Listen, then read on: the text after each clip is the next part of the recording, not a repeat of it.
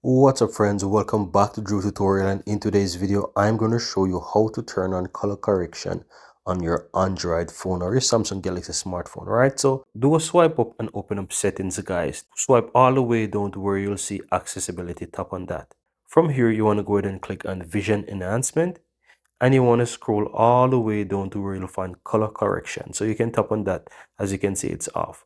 Now once you toggle it on guys, you have a few options here. You have Deuton, green red, you have Proton, which is red and green, you have Triton, which is the blue and yellow, and you also have the grayscale. So you can click between the four of them to see which one you find best. I definitely think that the Proton looks gives a really nice shade, and as well if you want something a little less bright, you can go ahead with the Deuton with a red green. So this is how you basically do it guys. You can simply go ahead and turn on and off if you so desire, and that's all there is to it. Very easy and very simple.